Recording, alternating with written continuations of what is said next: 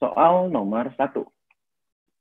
Tata laksananya yang paling tepat, ini maksudnya tata laksana yang paling tepat adalah Nyonya H berusia 20 tahun datang diantar keluarga ke UGD rumah sakit dengan keluhan partus tak maju, tanda vital dalam batas normal, presentasi kepala, denyut jantung janinnya 145 kali per menit, kisnya 3 kali 10 menit dalam selama 40 detik, serviksnya sudah dilatasi 8 cm, presentasi kepala, ketubannya masih ada, masih intak, kepala turun di station plus 2. Nah, yang paling tepat sebenarnya adalah amniotomi. Oke, kenapa? Coba kita lihat di sini. Kita lihat di sini ya. Nah, clue-nya adalah partus tak maju. Berarti sudah tidak ada kemajuan persalinan. Baik penurunan bagian terendah janin, ataupun dari dilatasi serviksnya. Itu yang disebut partus tak maju. Serviksnya sudah memang 8 cm, berarti sudah kalah 1 fase aktif. Presentasi kepala, tapi ketubannya masih intak. Kepalanya sudah turun di phase plus 2. Kalau kita lihat station itu, yang disebut engagement, atau sudah sudah masuk lah ya ke pintu atas panggul itu di station 0. Dan ini sudah plus 2, berarti sudah turun. Berarti sudah bagus sebenarnya. Tapi di sini 8 cm, tapi partusnya tak maju. Jadi kalau kita evaluasi lagi, kemungkinan nanti akan memperlama. Nah, di sini kita lihat clue-nya adalah ketubannya masih positif, masih intak. Jadi yang paling baik adalah kita amniotomi. Oke, kenapa? Karena amnion itu atau selaput dari si ketuban itu sebenarnya fungsinya bisa membantu selama proses persalinan untuk dilatasi serviksnya dan untuk penurunan bagian terendah janin. Nah, karena di sini partus tak maju, berarti sudah tidak ada maju lagi kemajuan persalinannya dan ketubannya masih intak. Dan ditambah lagi, ketuban itu membantu dilatasi itu dan kemajuan persalinan sampai dilatasi sekitar 4-5 cm. Jadi kalau sudah 5 cm ke atas, itu ketuban sudah tidak berfungsi dengan baik lagi untuk kemajuan persalinan. Jadi yang lebih berperan adalah powernya dari si ibunya. Dan juga kita justru harus pecahkan ketubannya. Nah, jadi untuk memperlancar kemajuan persalinannya adalah dengan amniotomi. Oke, kita lihat ya. Di sini sesuai dengan dari paktograf. Paktograf ini untuk menilai kemajuan persalinan. Dilihat di sini yang paling penting adalah denyut jantung janin, terus air ketuban, penyusupan atau molase. Dan di sini ada waktunya ya. Ini yang kedua bukan waspada tapi bertindak maksudnya ya. Dan di sini ada kontraksinya, kita lihat, dan oksitosinnya kalau perlu, dan nadi, temperatur, dan urin. Nah, yang paling penting adalah kita melihat kontraksinya. Apakah kontraksinya baik? Sesuai dengan ini kan ya, faktor-faktor kemajuan persalinan itu kan dilihat dari powernya ya atau his-nya, tenaga ibu mengedannya. Jadi kontraksi sangat berperan penting. Dan juga dari passage dan passenger-nya. Dilihat dari mana? Penurunan pembukaan serviks dan turunnya kepala. Gitu. Itu yang paling penting. Jadi kita bisa lihat kalau udah jam sekian tapi kontraksinya sudah baik tapi penurunannya nggak baik dan pembukaannya juga belum maksimal, kita harus lihat apakah amnionnya masih intak atau karena ternyata mungkin ada CPD ataupun ada makrosomia. Itu bisa menjadi faktor-faktor untuk kita melakukan apakah harus ditindak secara agresif gitu ya. Nah, ini kita lihat penilaian dan intervensi selama kala 1. Kita lihat parameternya, kita udah mulai kita observasinya pembukaan serviks, penurunan kepala, dan warna cairan amnion ini kita setiap 4 jam. Nah, terus tanda vital itu setiap 30-60 menit. Tekanan darah 4 jam. Jadi tadi kalau evaluasi dalam 2 jam itu nggak cukup juga gitu. Lama, butuh 4 jam sebenarnya. Tapi karena kita lihat ketubannya masih intak, jadi kita lebih milih mending di amniotomi aja. Gitu ya. Kontraksi tiap 30 menit. Jadi yang paling penting adalah nadi, DJJ, kontraksi, pembukaan, sama penurunan kepala. Ini yang paling penting. Dan tanda vital ini ya, pokoknya tanda vital, penurunan sama kemajuan persalinan. Itu yang paling penting di paktograf. Nah, ini kita bedakan. Kadang suka teman-teman masih bingung. Bedanya Hodge sama station apa sih sebenarnya? Nah, itu tergantung dari penilaian sih sebenarnya. Ada yang menentukan dalam bidang Hodge, ada yang dalam station.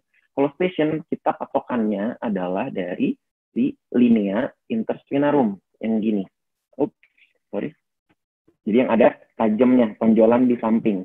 Jadi diameter yang transversalnya. Ya. Nah, itu dilihat. Kalau sudah mencapai, kalau di VT ternyata udah masuk ke interspinarum, berarti sudah ada engagement, atau dia bagian terendahnya itu di station 0. Nah, setiap penurunannya, setiap 1 cm itu disebutnya plus 1, plus 2, plus 3.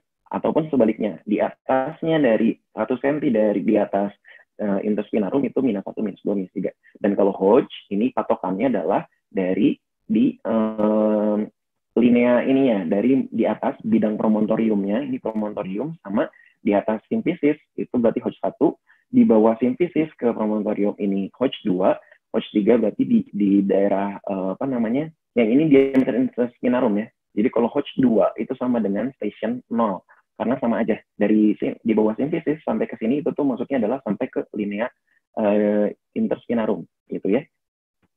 Terus Hodge 4 berarti udah sampai ke coccygeus gitu.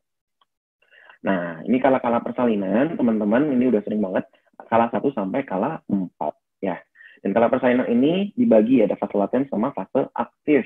Kalau laten berarti hanya mencapai 3 cm aja, di atas 3 cm disebutnya fase aktif. Jadi kalau nanti ada permasalahan di kala 1 fase laten, berarti nanti disebutnya kala 1 fase laten memanjang.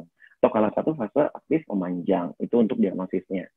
Dan di sini kita mulai untuk jadi patokan, kira-kira pasien ini sudah masuk ke distosia atau persalinan lama, itu kita lihat normalnya pada nulliparah atau pasien yang masih masih nulliparah itu berarti baru kelahiran pertama, gravida yang 1 ya. Dia itu kurang dari 1,2 cm per jam untuk pembukaan serviksnya. Jadi kalau ternyata sangat udah 2 jam atau 3 jam atau bahkan 4 jam belum ada kemajuan 1 cm pun, kita udah mulai curiga dia ada distosia gitu. Kalau multipara dia lebih besar ya, karena kan udah jelas ya sudah terakomodasi dan jalan lahirnya sudah teruji, jadi lebih mudah untuk penurunannya. Nah, kalau udah lewat dari sini terus lihat dari skenario-nya ada di puskesmas, langsung terapi yang paling tepat adalah rujuk. Gitu. Karena kita udah mulai curiga kemungkinan pasiennya CPD, jadi harus diinduksi persalinan yang sudah ada tenaga objinnya untuk SC. Nah, distosia ini kalau ternyata dia ada persalinan sulit atau persalinannya tidak mengalami kemajuan. Nah, dibagi ada fase aktif dan fase ada kala 1 fase aktifnya gitu yang ada fase laten dan fase aktif yang memanjang. Bukan hanya fase aktif aja ya. Jadi grafiknya di sini terlihat ternyata sudah garis waspada atau garis bertindak. Tapi kalau kala 2 memanjang, kita lihat kalau nullipara itu maksimal 2 jam kita toleransinya. Kalau multipara itu 1 jam. Nah, dan kita lihat kontraksi ini penting banget. Normalnya 30 sampai 40 detik, 3 sampai 4 kali dalam 10 menit. Nah, di sosial kita bagi ya biasanya 5P ya, tapi yang paling penting adalah 3P. Power, passage, dan passenger. Power berarti kekuatan ibunya. Inersia uteri berarti ada gangguan atau koordinasi dari tonus dari atau his-nya si ibu. Dibagi ada inersia uteri, ada yang hipotonik ataupun hipertonik dan inkoordinasi. Jadi harus kalau kurang dari 3 sampai 4 kali berarti dia hipotonik, kalau lebih itu hipertonik. Kenapa? Karena kalau hipertonik dia berat banget, keras banget, itu tetap tidak akan membantu kemajuan persalinan secara efektif. Jadi itu bisa menjadi inersia juga.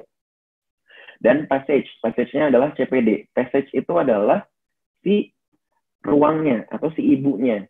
Misalnya dia diameter interspinarumnya pendek, kecil. Jadi kan kemungkinan panggul sempit. Nah, itu disebutnya CPD. CPD itu maksudnya adalah cephalopelvic disproportion. Jadi ketidaksesuaian antara si passenger-nya atau si bayinya dengan si ruang si ibunya atau panggulnya. Jadi setiap panggul sempit itu pasti CPD, tapi bukan panggul sempit. Setiap CPD tidak pasti panggul sempit. Nah, tapi CPD itu salah satunya yang bisa masuk ke panggul sempit. Dan passenger berarti yang si anaknya, si janinnya, berarti janinnya besar, malpresentasi, malposisi, distosia bau, dan gemeli. Nah, janin besar, walaupun seluas apapun panggulnya nggak sempit, tapi janinnya besar, akan menyebabkan CPD juga, karena lebih besar si janinnya dibanding si panggulnya, gitu. Dan yang lainnya adalah penolong, misalnya di dukun, itu juga akan mempengaruhi dan psikis ibunya. Ini sinopsisnya adalah etiologinya itu 5P ya. Oke, amniotomi ini adalah indikasi untuk induksi persalinan dan akselerasi dilatasi serviks. Jadi, dan dia hanya akselerasinya sampai pembukaan 4-5 cm. Di luar sana, kita harus pecahkan ketubannya. Nah, kontraindikasinya amniotomi adalah placenta previa totalis. Kenapa? Placenta previa itu kan placentanya ada di bawah, ya, di dekat di sini, di daerah sini, di OUE-nya, ya, OUI, sorry. Jadi kalau kita pecahin, ternyata kena plasentanya, nanti akan terjadi perdarahan berat. Letak lintang juga nggak boleh. Kenapa? Karena letak lintang itu kita curiganya, kalau kita pecahin ketubannya, nanti akan mempengaruhi si kualitas hidup janinnya. Karena kita kan harus di SC. Jadi jangan biarkan justru jangan kita amniotomi. Kan nggak bisa lahir secara normal atau per vaginam. Oke, jadi jawabannya amniotomi. Oke?